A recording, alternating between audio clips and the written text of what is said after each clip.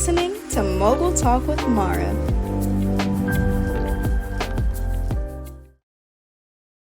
Hey. Welcome back to another episode of Mogul Talk with Marah, where we dive into the brains and stories of moguls in order to craft our own journey to success. Now, I am joined here today by the man, the myth, the legend, Mr. Ace Metaphor. Audience is clapping right now. This is really, really exciting for me because, obviously, we've been cool for a while. So seeing your journey, right, from I came in when you were already kind of popping, right? You already had your shirt line going. You were doing shows and stuff like that. But to see it grow from, where you were to doing like sold out shows now, you have audiences of like 3,000 and like it's just the numbers are growing and growing. It's an honor. I appreciate it. Yes, absolutely. So we can go ahead and get started. Yeah, let's. Yeah. So let's talk a little bit about where you're at right now, right? So you're averaging 10 million views a week on Instagram alone. Mm-hmm. Your analytics are out of this world right now. Your ads go crazy. You can see your ads have millions of likes by themselves. And then you also have about 25,000 subscribers on your app, the Tonight's Conversation app. You've had your videos reposted by Cardi B. Your card games are being played by Lizzo. You have superstar influencers, all of these amazing guests that come on your platform, like Super Scent and Just Hilarious, Haha Davis, like. You did your homework. Yeah. You know what I'm saying? Yeah.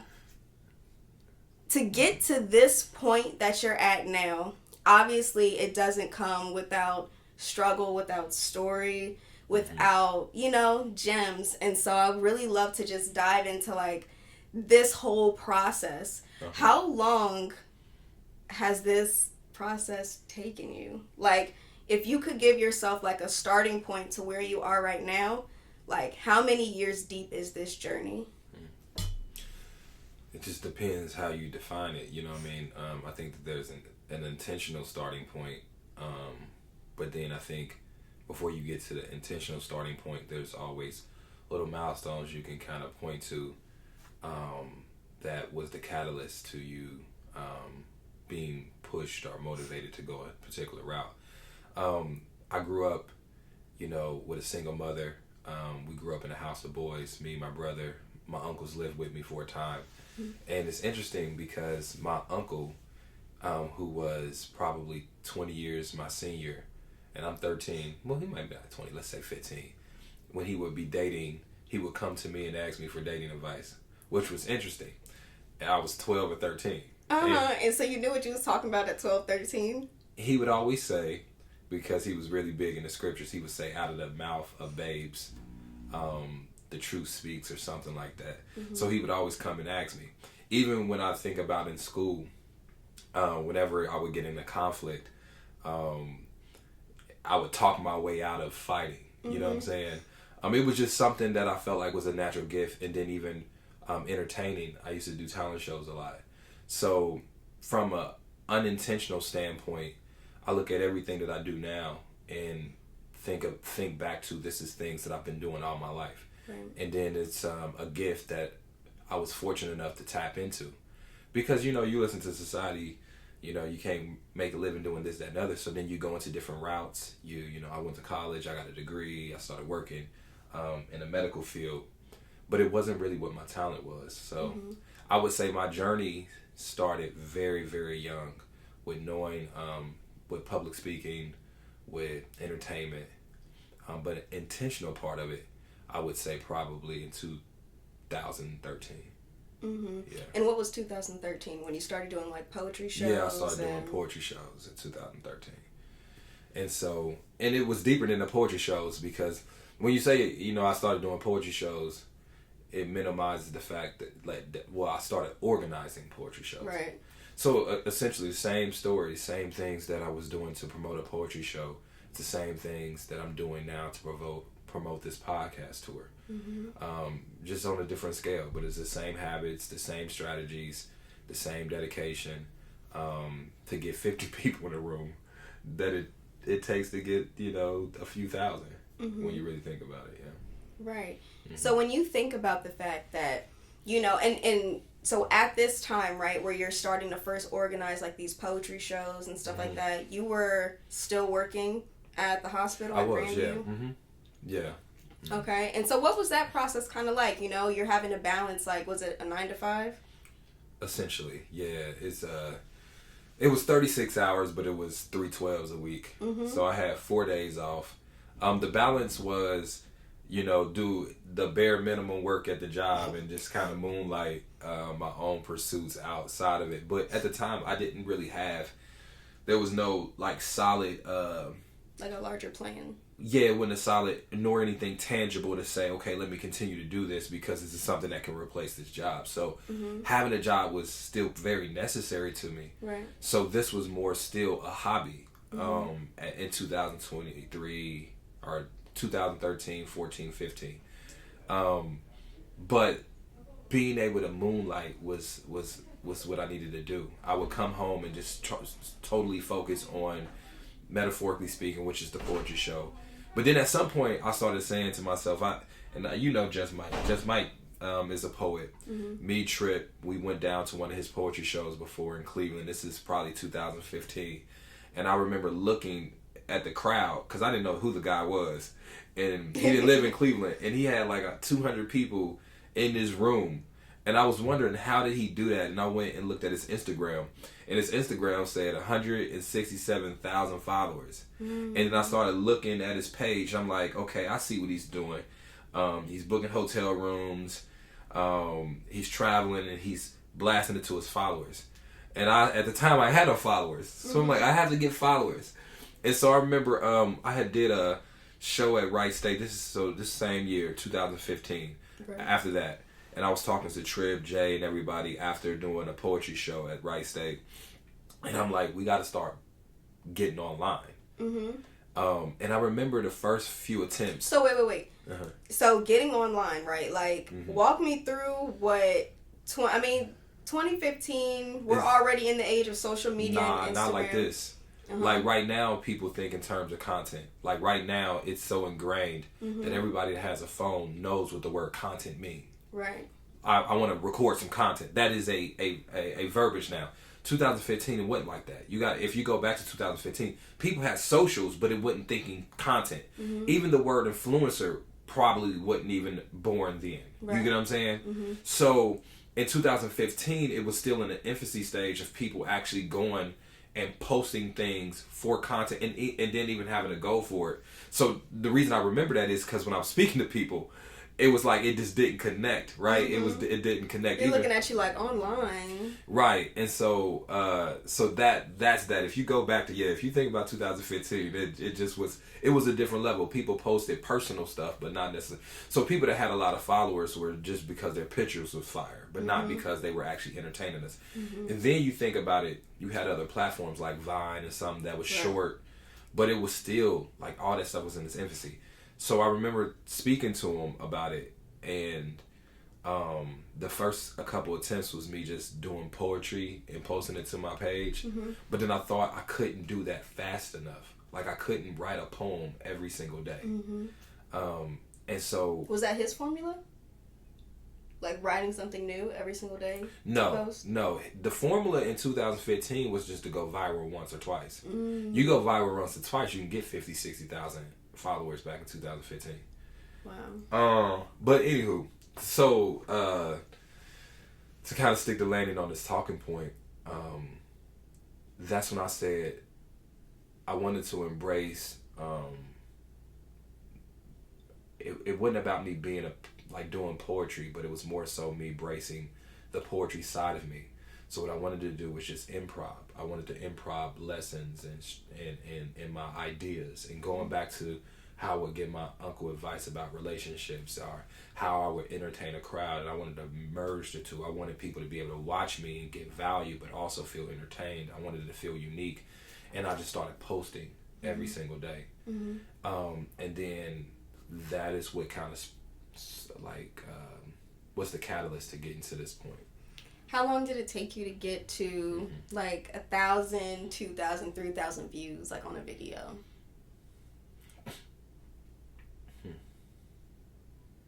A minute. It took a while. I mean, like consistently. Views or likes? Views or likes? Views. It took a while. You gotta think I was posting a lot before I even had followers. So it took a while. It took to like having my first like viral moment, and then being able to get the followers from that point.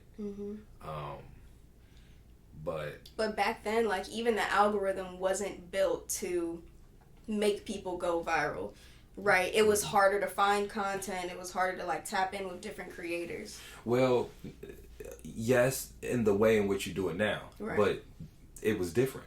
You have to understand, back in 2015, Facebook was the primary vehicle, so now you had a share button. So when you posted something, it was in people's culture to share it to their timeline. So you could, now think about it, on Instagram you can share it to your stories, but that's a relatively new feature. So going viral on Instagram was hard. But going viral on Facebook was a little bit easier because of that share button. So if you go to my Facebook now has like 3-something million followers, and it's mainly from that time period when people could hit the share button. That was a big thing. Yeah. Across all your platforms, how many, or I'll say just on like your ACE platforms, how many followers do you have right now? Because I'm hearing 3 million on Facebook, and I know you're at like 1.1 on Instagram. It'd probably be like 5 or 6 million. But you know, people follow you multiple places. But yeah, probably around there. Wow. All right, so I know you mentioned like you were a nurse at Grandview Hospital. You know, that was your shtick, especially as you were building up like this poetry brand, and metaphorically speaking. And even though you still didn't have a larger goal in mind necessarily, you were working at the hospital, but you know, something happened. You were kind of forced out of nursing, right? Yeah, essentially. But I'll put it like this. I think it took a while for me to understand that it's just as unsecure or insecure to, or however you say it, to be at a job as it is to be in entrepreneurship. The reason why I say that is I loved being a nurse for what it was. But my main reason I was holding on to that is because the security of a job, the security of knowing a paycheck is coming every 2 weeks, and that as long as I chose to work there, they'll choose to have me. And when that is threatened, it makes you put things in perspective. I worked at that job for about 10 years. I was there every single day, never late. And then I ended up missing a mandatory in-service, and I got put on a final write-up because of it. Guess it was important. I don't know. And I remember thinking to myself how, that was equally as, if I stayed there, I was going to be equally as unstable as if I pursued my dreams. And around that time is when I really dove deep into doing content. Matter of fact, it's the same day. The days overlap. I tell the story all the time. Same day I got put on that final write-up. It's the same day I went to Delish Cafe, and it was a Tuesday. I was walking from Delish, put out my phone, and my most viewed video was recorded that day, walking from Delish Cafe. And it was almost like a sign to me. It was almost like an immediate call and response that I needed to put more into this. I mean, it was the first time I remember going to sleep, not thinking nothing of nothing, and waking up to millions of views on the video. And then I went in the next day, and everybody at the hospital that saw it. It was just like, it was massively. And so it took that courage or that nudge. And oftentimes that's what we get. We get little nudges, right? And it's up to us to respond to it. There are people that get a nudge like that, but it don't motivate them to, now let me post every single day. Let me make sure I continue to do this. Let me make sure I put more energy into this. And so that's what I did. Did you quit that day? No, I didn't quit now. Uh-huh. What I ended up doing before I quit, so this, this is around 2016 now, Mm-hmm. right? I didn't quit my job until 2019 because I was still reasonable.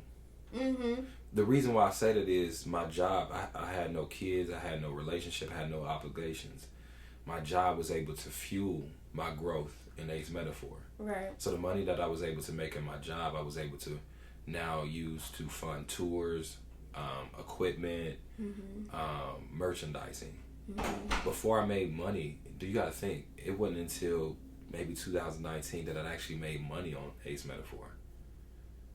I mean, I was sitting there with millions of followers, and my main source of income was my job. What made you continue to choose Ace Metaphor and, you know, the relationship work that you were doing when you weren't making any money from it? Because I'm stubborn. And I think that's what you got to do. I think, I'm just, I'm not a no person. I don't accept no. I don't like the way it makes me feel when somebody tells me that. And I don't like setting limitations for myself. And I just have a delusional belief in myself. And it's obviously not delusional though, right? Well, now. But if I had said to somebody, and I remember telling people this, yo, I'm gonna have millions of followers, and I'm gonna make money just doing this and doing online content. I'm gonna do tours, and that's gonna be success. When you would tell people this before it actually happened, it is delusional. Everybody's dream is delusional to somebody else if it's big enough. Especially the people that claim they care about you because they care about you, and they don't want to see you make a mistake. And you keep renewing your nursing license because you need to, just in case things don't work out. They're always gonna place their limitations on you. So yeah, you gotta have a certain level of delusional belief in yourself that what you want to happen will happen, and that you're gonna make it happen. And you gotta be obsessive about doing the little things every single day in order to make it happen. And so that's the reason I didn't quit. Because if you look at it, there's, like I said, there's times when, you know, I couldn't pay my rent at the time because I was pouring into this. And so it's so easy to be like, man, this ain't worth it. Or you go, and even if you create content, the people that are watching us creating content, there's times when you'll go 2 or 3 weeks, and you think the algorithm is hating on you because you posting fire content, but nobody's seeing it, nobody liking it. And there's times where you just like, man, I done lost the juice. Or you do a tour and nobody really come, or you do a show, and then you think, so you just gotta just be. I just believe in myself, to a delusional level. So I'm like somebody's damn kid. You know, that's how much I believe in myself. So that's the reason why I didn't quit. But then also you have to be reasonable. Things are not built overnight, and you got to see the invisible equity. You know what I mean? I was able to see that, you know, just sowing into this dream every day at some point was going to pay dividends. Because the thing is, you got to just do the right thing. You do the right thing long enough, it's bound to pay. You know what I mean? So that's the biggest thing. That's the reason why I didn't do it. So it's the consistency of it all. Because like you said, you've been following this formula that you kind of crafted since the beginning. You've been doing the shows, you've been promoting them the same way, you've been marketing the same way. But how has that process evolved now that you are dealing with, you know, bigger numbers and there's more money on the table and probably more stressors? Same difference. The same way you stressed about if you're going to sell out a 3,000 seat room, the same way you stress about if you're going to sell out a 100 seat room. Same stress. Same ratio of money still bothers you. You got your rent due. If you don't sell this many tickets and the event don't make this much money, you can't pay your lights. That's stress. Now it's just artists are artists. You still dealing with artists. You was dealing with artists, then you dealing with artists now. It's essentially the same thing. It just so happens that it's just bigger.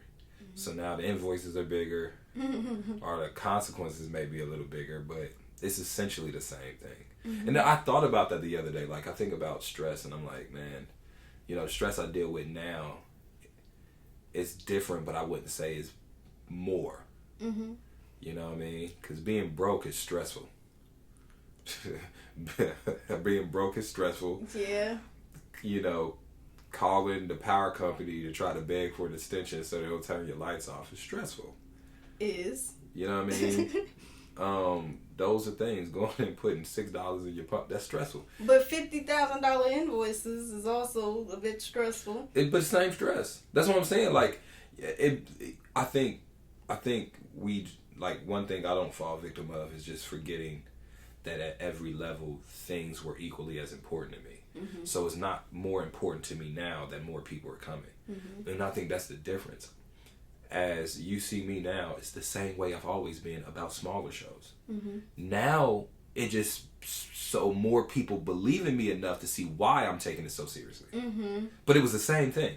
If you go back to the talent shows I was doing in 2004 or something, 2005, I was a kid.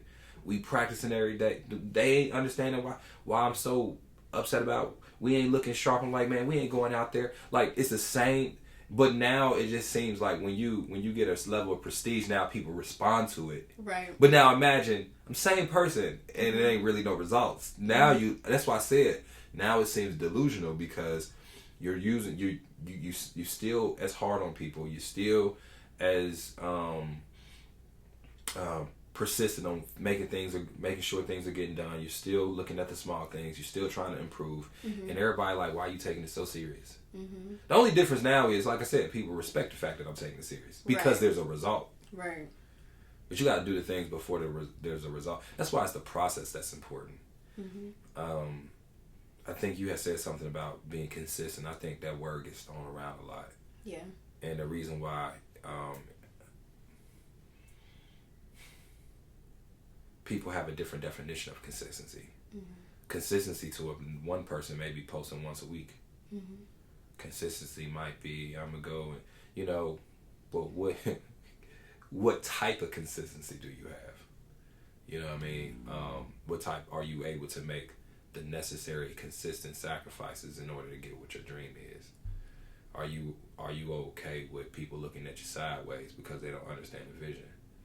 You know, and are you okay with, you know, walking away from opportunities and not chasing the traditional route and betting on yourself on a consistent basis? It ain't even just betting on yourself once. Every time you do an event, you betting on yourself.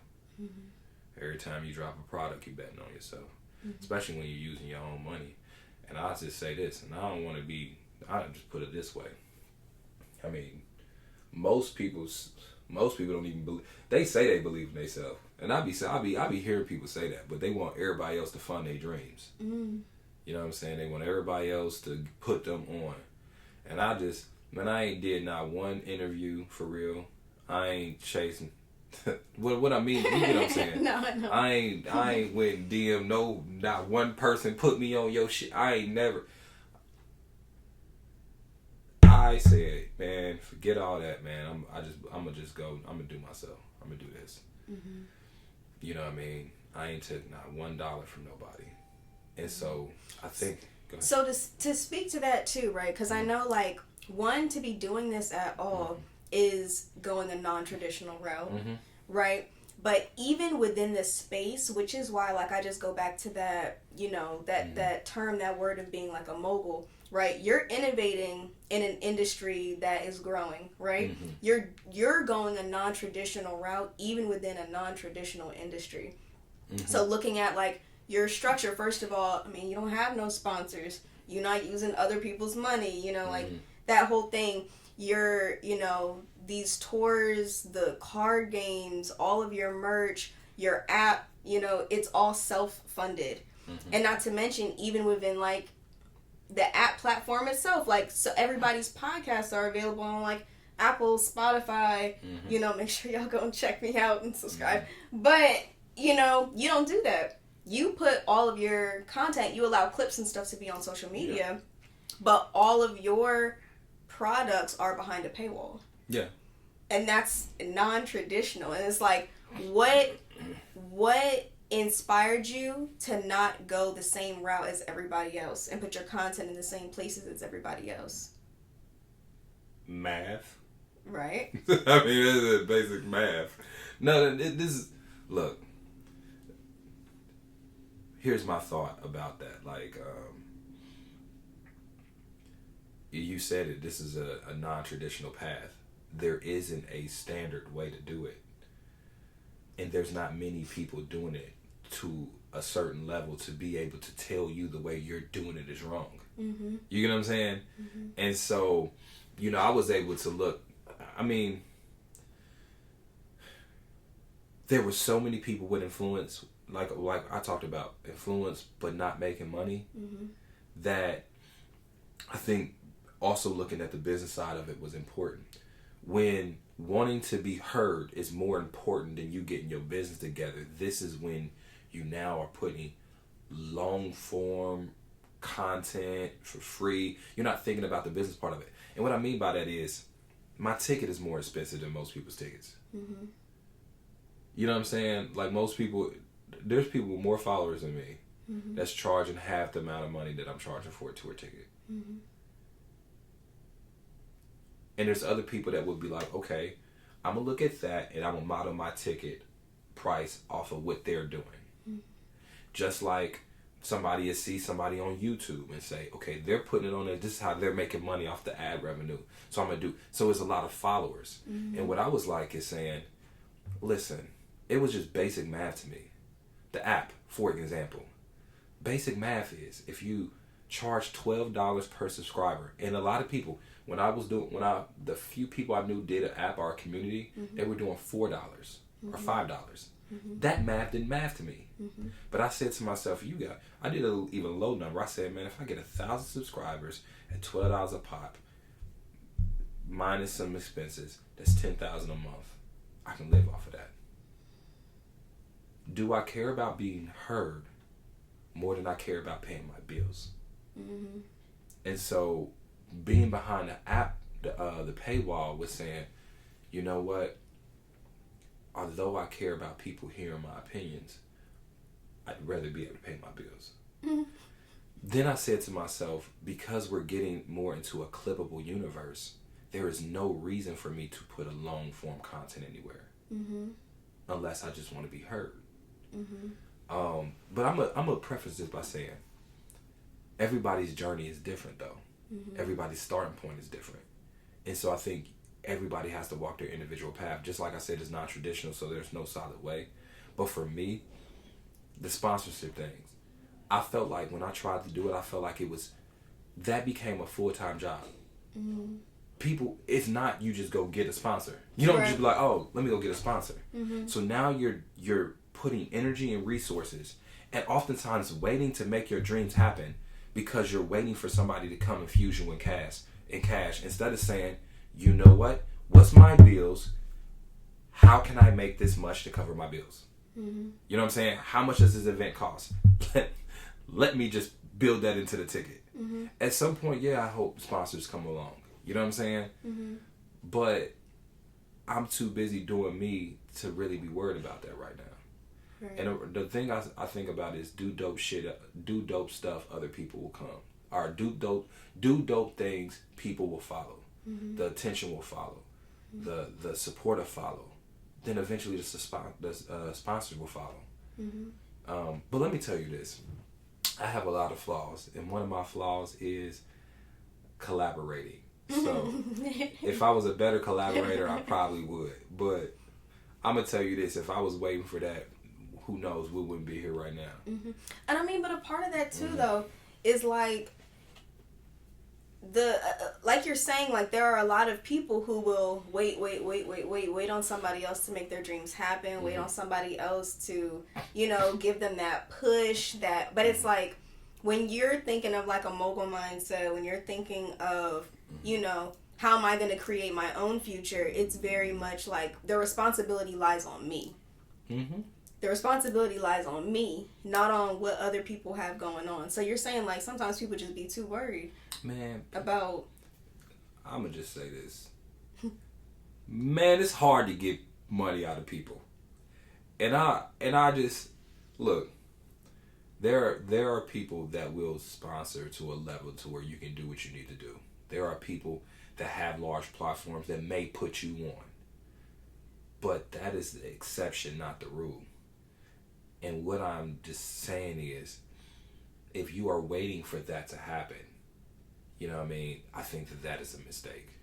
Mm-hmm. Because even at that point, going to somebody asking for partnership, mm-hmm. what value do you bring them? Mm-hmm. If I'm asking for your sponsorship, I need to tell you why it's beneficial for you to give me your money. Mm-hmm.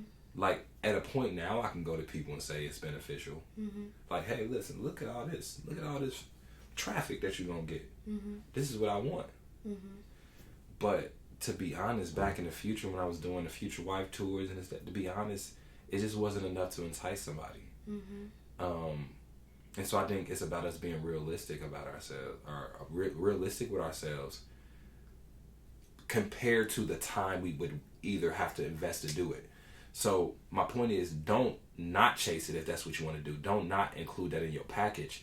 But if you're predicating starting something based off of someone giving you money, mm-hmm. and the reason I said it is, what I have now has started from 5, then went to 10, went from 10 to 20, 20 to 40, 40 to 80, 81.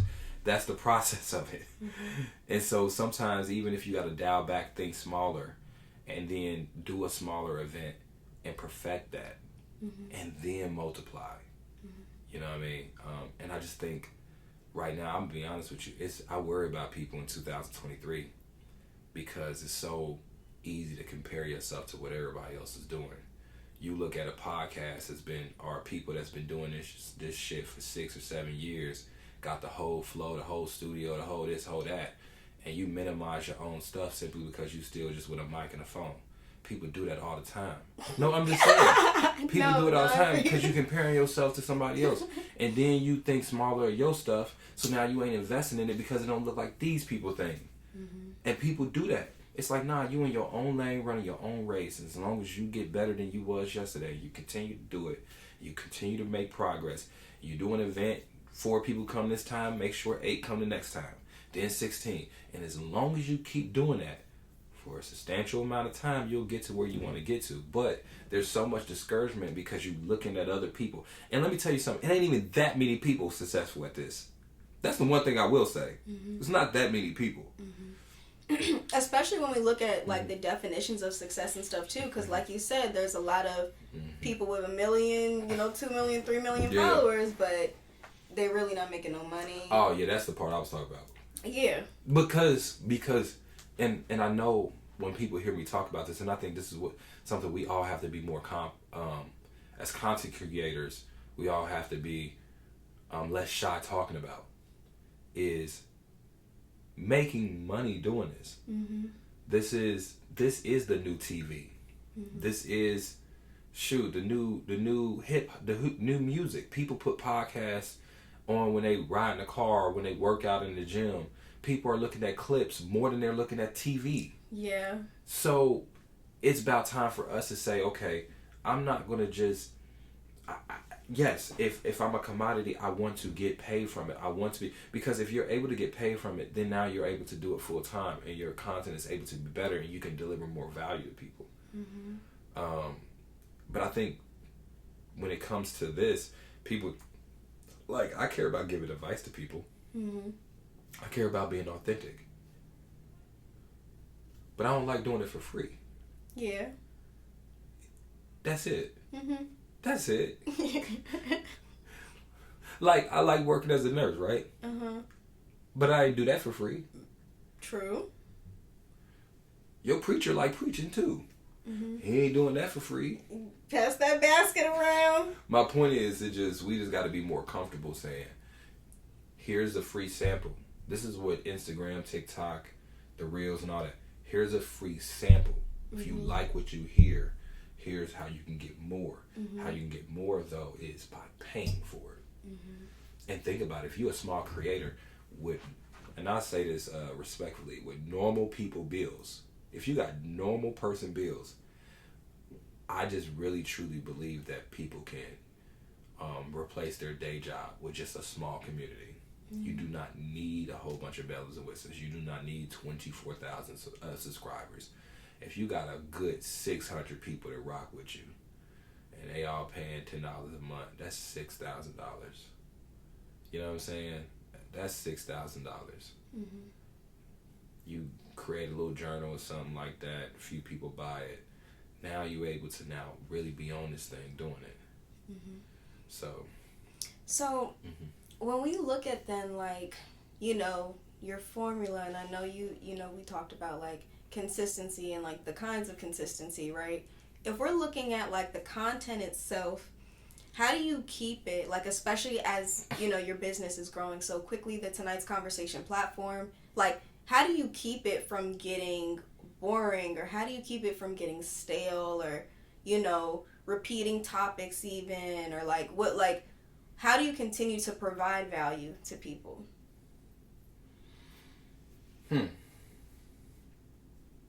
I can give you the honest answer.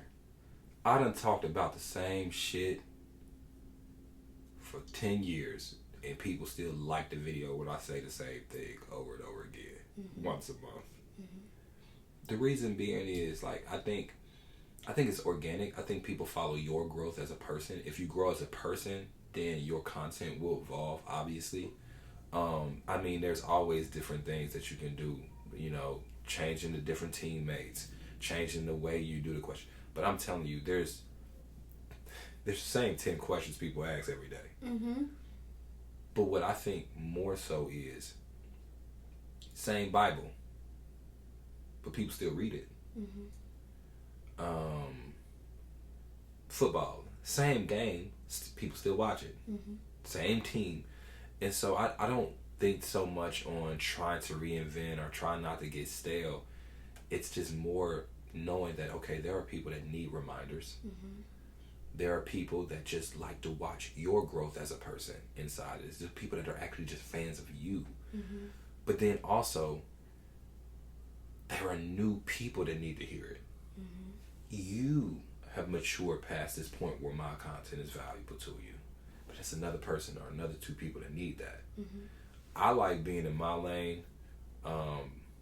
But I will say, growth is important, because I don't even know if I'm offended or not, because it is my brand. But like when I walked to the airport and I walked through New York today, I got stopped like 4-5 times. And people like, you from Tonight's Conversation, ain't you? And it's like, no, Tonight's Conversation is from me. But it's something, because if my content wouldn't have grown to create that different platform, mm-hmm. would I be in the position I'm in right now? And I don't think so. Mm-hmm. But it was organic. It was an extension of my growth as a person, to realize I wanted to have more depth to my brand in a space where I can communicate a different type of way. Mm-hmm. My Ace Metaphor brand is a very real, authentic side of me. Mm-hmm. But I wanted to create a space where I could talk openly about multiple different perspectives that wasn't my own. Mm-hmm. And be challenged on your own perspective as well. Right. And that's why it would have been so easy for me to initially just call it Ace Metaphor Podcast, and the podcast would have been just on my already grown channels. Right. But it was more so important for me to just start new. Mm-hmm. And I think that's the bigger thing. Mm-hmm. It ain't necessarily that I changed what I did with Ace Metaphor. It's I was willing to start anew. Mm-hmm. To go and start from 0 followers again. That shit is disheartening. When you know, like when you posting again from an account with 0 followers, shit, trust me. Mm-hmm. That's disheartening. Mm-hmm. But yeah. Mm-hmm. That's how it was. So not having to reinvent the wheel, right? When you have a formula that works, you stick with it. However, you always want to be evolving and growing with the process. Yeah, but that's unintentional. Mm-hmm. Well, it's intentional, but the effect of it is unintentional. If you keep doing it, it's gonna naturally happen. Right. I think if you force things, like if I'm like, okay, let me switch up. Like if you force things, I think your audience, because your audience will know. I can't explain it. It's they like know. Because especially when they know you, it's like if you're not fully ready to make that transition, it's like they can sense like, oh, is this the right move? Yep. I'll tell you this, like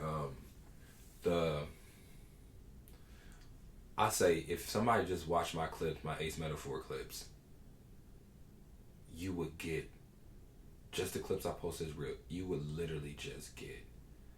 You would get one facet, but one small sliver of just me. Like you'd be shocked when you see me at a show, right? Because, or even if you'd be shocked if you watch me live. Like if you watch me on live, Instagram live, like it's so different. And so it was like I started realizing that I'm like, man, I want to post the motivational clips for people. I don't want to waste their time with, you know what I'm saying? I want to hit them hard with motivation every time I post. But then I'm like, but you're not getting all of who I am. You're not getting the whole entertainment. You're not getting all the jokes. You're not getting this. You're not getting that. You're not getting my thought processes on a lot of other topics. Yeah. So it was more so me growing as a person, but not me trying to force it. You get what I'm saying? It's hard to explain it, but I think that's the summation of it. So I didn't go and be like, oh, my number's down. How can I change? It wasn't that. You know It was, I'm going to keep doing the same thing. And let the journey just take me where it takes me. Yeah, but I'm going to tell you this. The Bengals still throwing that ball around. They've been around for 50 years. They still throwing the ball.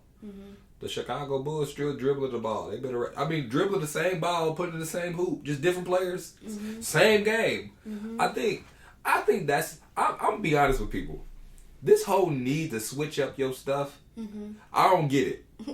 I don't get it. The reason I say that is, I think it'd be more ego than it is people. People be cool. People fancy you. I watch YouTube people playing Pokemon all the time. I like that. I watch it. I've been watching it in the gym. I've been watching it for a couple years.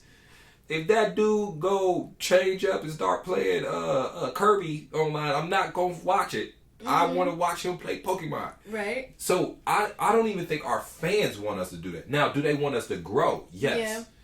Do they want to see what your experiences or your outlooks are going to be different in 5 years and 10 years? Now, when you married and now when you got kids in high school, yeah, it's going to morph you. They want to follow that journey, but when we decide to just switch up stuff, I don't think it's because of our fans. It's because of us. Now, if you want to do that for you, great. But I don't think you force it because you think people are getting tired of you talking about the same thing.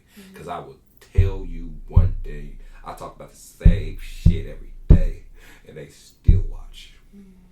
Every single day. Shows, same shit. If I pull up a video of my Future Wife shows, Future Wife Tour, the Don't Waste My Time, or the Self Love Summit, same question and answer format, same shit. And I bet they asking the same questions.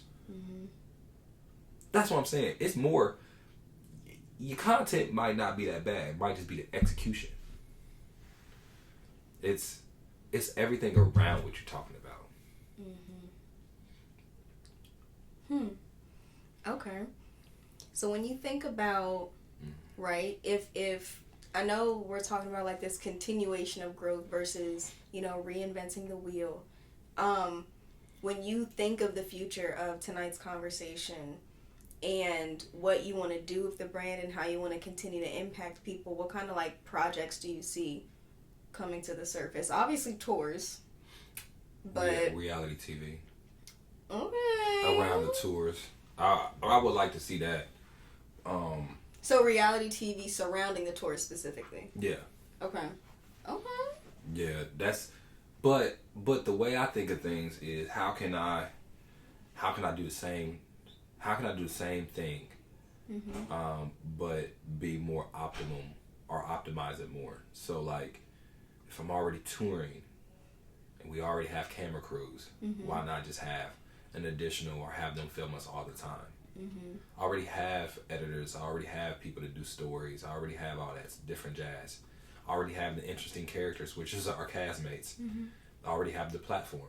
So it's not reinventing the wheel. So I don't have to take mental space to sit back and start from square one. It's just adding another facet. Everything is hand in hand. And we was talking about it before. Like, I love my real estate guys. Don't get me wrong. I think it's a really great idea. Don't get me wrong. But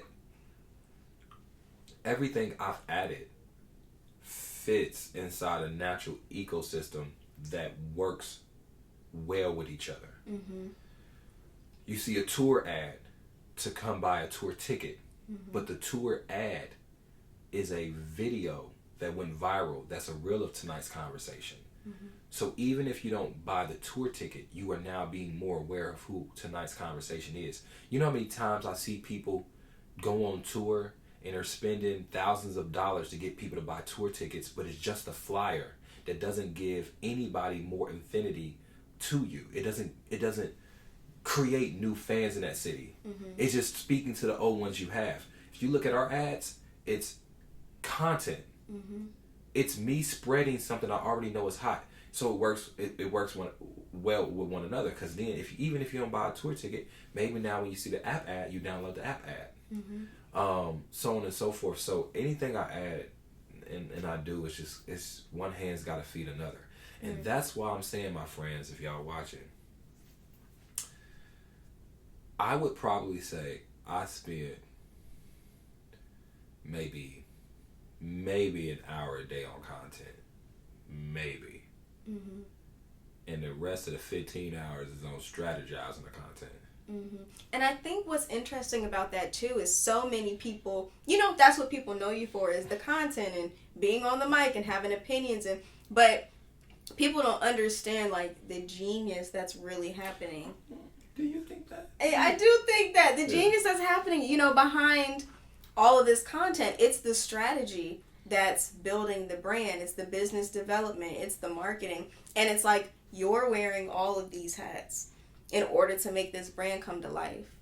I'm going to tell you this, because I know people about to do it. I mean, they see what I'm doing. People watch it. But I remember earlier this year when I wanted to test some shows. We did New York, Philly, we did Baltimore, D.C. The New York show, I think the venue was like 500 people or something like that.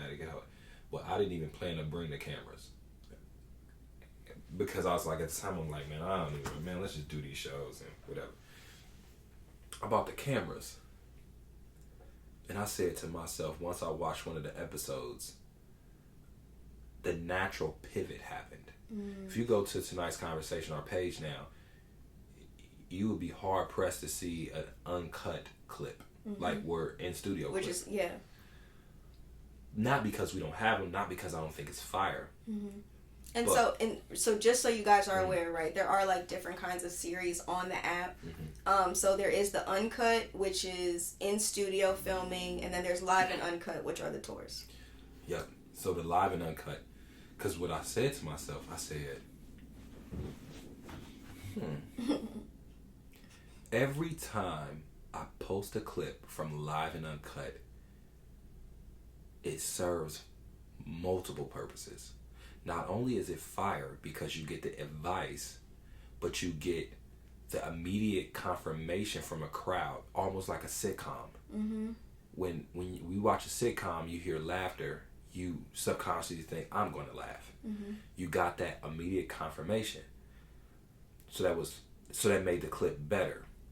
Then, on top of that, it made the barrier of entry higher. There's less people able to do live content podcast clips, because the barrier of entry means you have to be able to afford to do a live show, and you have to influence people to come, right? But then, number 3, every single time I posted it, it was a commercial subconsciously for the live shows. Right. And so... the whole ecosystem. Right. And so now, when we come back to New York, what is this? 10 months later, now we go from 500 seats to, we're going to probably have around 9,000 people over the 3 days. it's just about being intentional. You post something every single day. You take the best of those clips. You make ads with those clips. It's just, but if you look at what everyone else has been doing and model after everyone else, you're going to get everyone else's results. Mm-hmm. And in this space, everyone else's results aren't necessarily good. Mm-hmm. So you have to say, how can I do things differently? Right. Yep. I think the biggest jewel was that was the biggest change point for tonight's conversation, I believe. Was starting the tours? Was pivoting to the tours. Mm-hmm. Well, the recording of the tours, the live shows, and that was the biggest change thus far. Mm-hmm. People want to be part of these conversations. Mm-hmm. And you should see the way that these people get up on the mics and tell all their business. It's part of the experience, though. But it's the same thing. Like, why tonight's conversation ain't no different than trap poetry or trap karaoke, sip and paint tours. It's an experience tour. Right. It's a traveling relationship question and answer podcast tour. Mm-hmm. That even if you don't know who any of us are, you will enjoy yourself because it's an experience. Mm-hmm. Yeah, that costs a minimum of $65 to get to.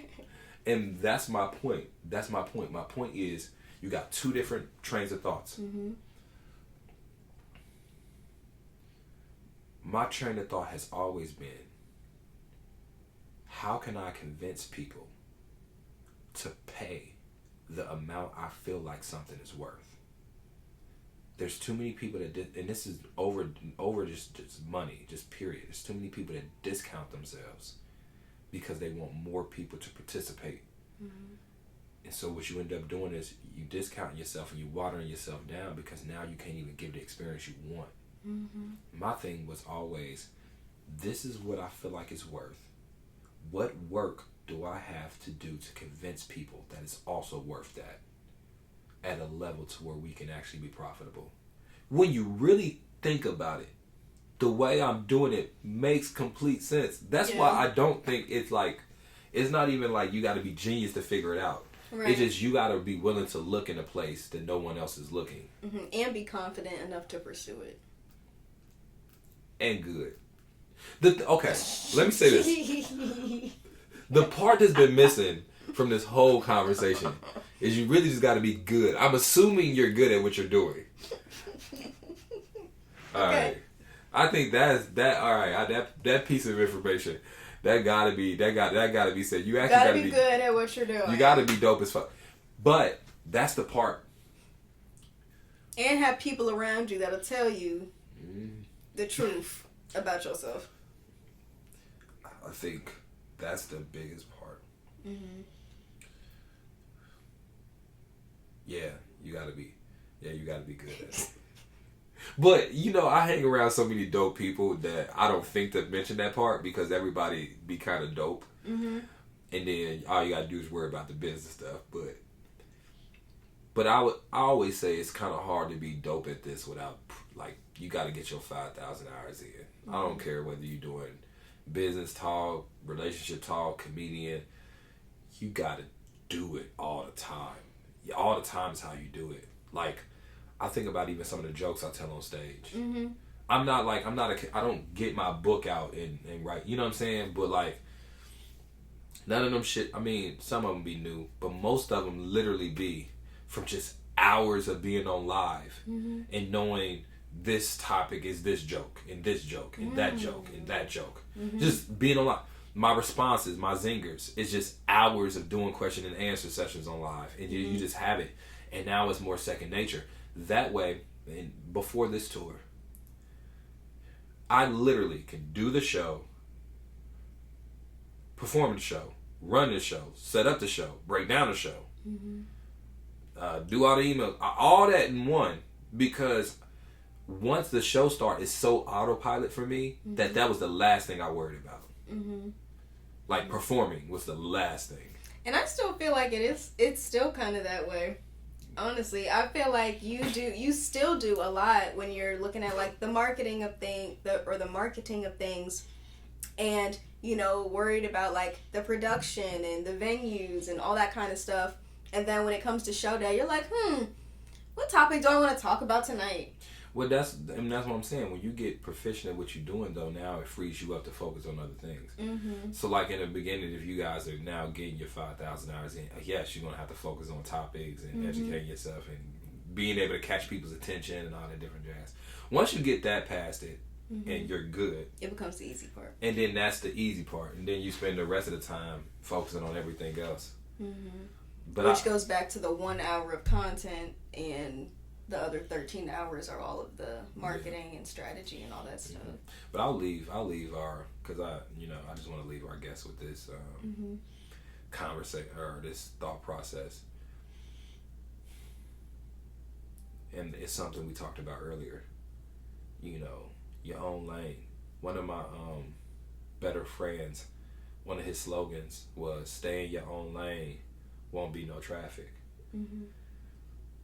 And growing into becoming a man, the man I wanted to be, was recognizing and being confident in my own lane and not necessarily comparing it to somebody else's. And then when you focus on your lane, you know what I'm saying, now you're able to see things from a different perspective. You ever just stumble upon ideas that you otherwise wouldn't have been because you're not emulating other people. And so I guess what I'm saying is there's many ways to get to your end goal. And if I was going to fail, I was going to fail at my ideas and how I thought it was going to go. And not failing at someone else's plan.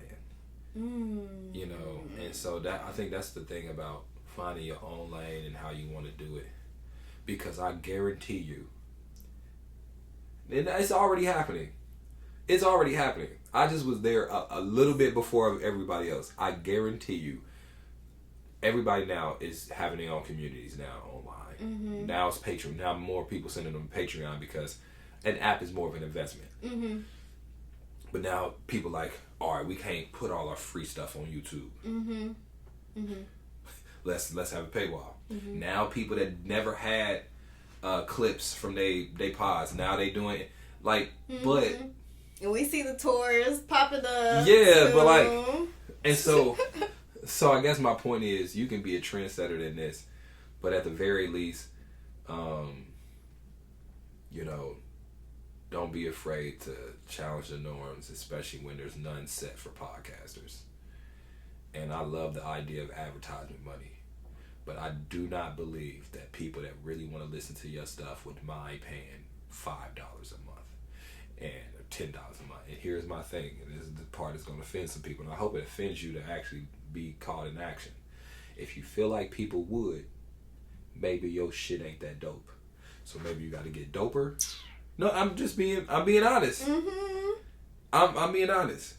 If you don't feel like your work is worth a cup of coffee from Starbucks a month,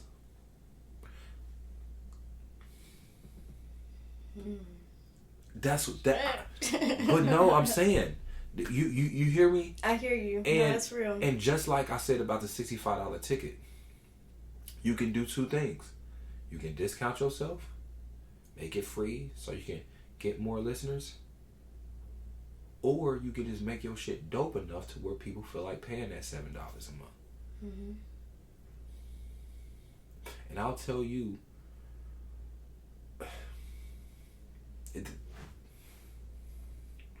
I wouldn't be where I am now if I didn't charge. Period.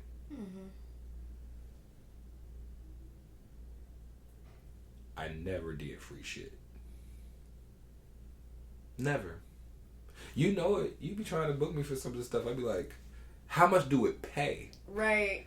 Because now it becomes the principle of it. It becomes, I'm not discounting myself. I remember I used to, and this is, I'm rambling now, but I remember I used to, when I would do my first tour, after I worked for 2 hours, like talking straight, no other person but me, 2 hours straight from a room of 100 people. I done drove 4 hours to get there, 5 hours in between the city when I set up a show and everything. I done promote everything, put up my money, everything. I remember I used to be so passive with my products. Hey, listen, I got products here, but don't feel pressured to buy it. Just, it's here if you want it, but, just come give me a hug regardless, though. I remember I used to say that after I drove 14 hours to get to Boston. I bought all the product with me. I made it. I brought the sound system. I did the show. I worked for 2 hours.